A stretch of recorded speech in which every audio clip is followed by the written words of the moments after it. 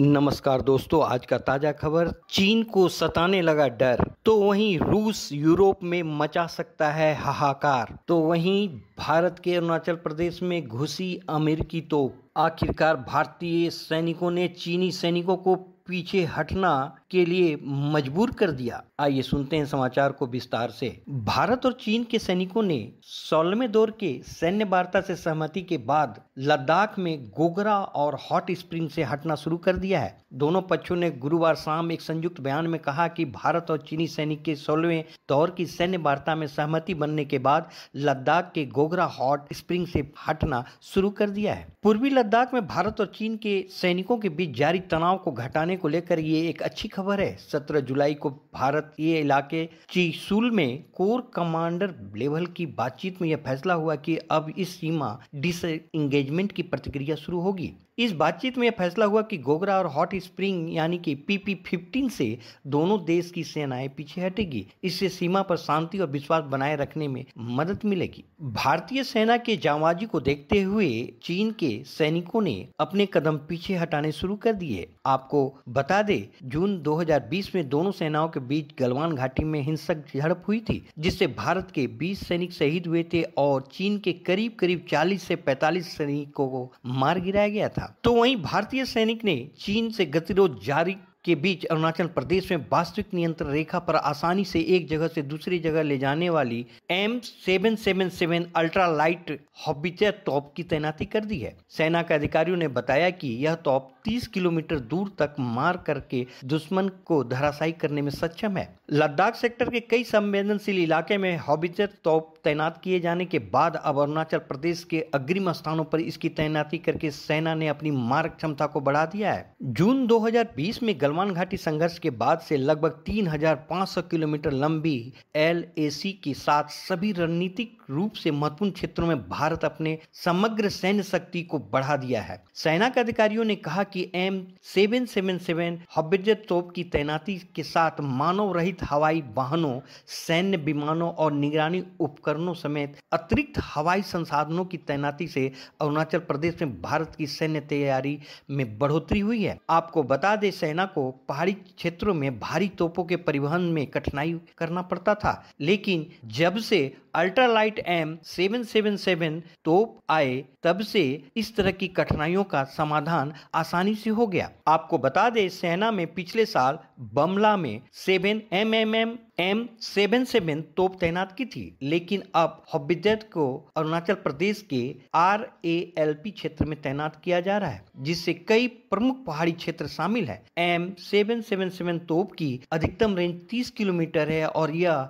BAC system द्वारा निर्मित है। यह पहली बार वर्ष 2018 में सेना को प्राप्त हुई थी। कथित बोस्फोर्स घोटाले के कारण करीब 30 साल के इंतजार के बाद इस तरह की तोप की खरीदारी हुई है। तो वहीं अगर रूस बंद कर दे गैस सप्लाई तो यूरोप में मच सकता है हाहाकार। आपको बता दें, रूस यूक्रेन के बीच लगभग 6 महीने से जंग जारी है। इस बीच व्लादिमीर पुतिन ने बीते रात 7 सितंबर को पश्चिमी देशों को चेतावनी देते हुए कहा कि जिन देशों ने प्राइस कैप लगाया है उन्हें तेल और गैस की सप्लाई बंद कर दी जाएगी। सऊदी अरब के बाद दुनिया का दूसरा सबसे बड़ा तेल निर्यातक देश होने के नाते रूस की इस तरह की चेतावनी यूरोप के दर्जनों देशों में भीषण ऊर्जा संकट पैदा कर सकती है। इसके अलावा अगर रूस यूरोप देशों को तेल गैस की सप्लाई बंद कर देता है तो उसे सर्दी में ठिठुर कर जम जाने की खतरा बढ़ जाती है। तो वहीं नाटो महासचिव ने चेतावनी दी है कि व्लादिमीर पुतिन की यूरोप पर ऊर्जा ब्लैकमेल इस सदी में नागरिकों के परेशानी का कारण बन सकता है। नाटो महासचिव जेम्स स्टोलबर्ग ने स्वीकार किया है कि आने वाले महीनों में सर्दी बहुत ही कठिन गुजरने वाली है। रूस के इस चेतावनी पर व्हाइट हाउस ने आरोप लगाया है कि रूसी राष्ट्रपति पुतिन ऊर्जा को हथियार बनाकर यूरोपीय देशों को परेशान कर रहे हैं। इससे पहले अमेरिका ने कहा था कि वह विकसित देशों के G7 की घोषणा के अनुरूप रूस के तेल आयात पर एक मूल्य सीमा लागू करने के लिए संकल्पबद्ध है। आपको बता दें, 1960 के दशक में सोवियत संघ शीत युद्ध में घिरे हुए था और यूरोपीय देश के साथ सोवियत संघ की कारोबारी रिश्ते बिल्कुल ठंडे थे। इस बीच एक चमत्कार हुआ और सोवियत संघ को साइबेरिया में तेल और गैस का बहुत बड़ा भंडार मिला। अब रूस के हाथ में एक ऐसी चीज लग गई जिसे पश्चिमी यूरोप खरीदने को बेताब था। उस वक्त रूस की गैस सस्ती थी, इसलिए यूरोप के लिए उनसे गैस खरीदना ज्यादा फायदेमंद था। रूस से गैस खरीदने की तुलना में नॉर्वे की गैस हो या फिर लिक्विड नेचुरल गैस यानी LNG दोनों ही महंगी थी। लेकिन अमेरिका नहीं चाहता था कि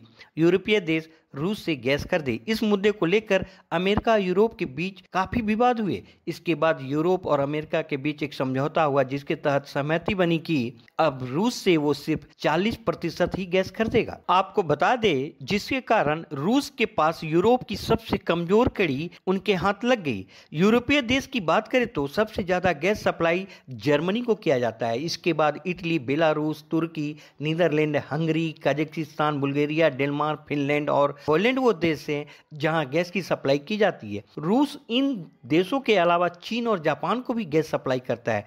अगर यूरोप की रूस की ओर से होने वाली गैस सप्लाई बंद हो जाती है तो इटली और जर्मनी सबसे ज्यादा प्रभावित होंगे, क्योंकि ये दोनों देश सबसे ज्यादा गैस आयात रूस से करते हैं।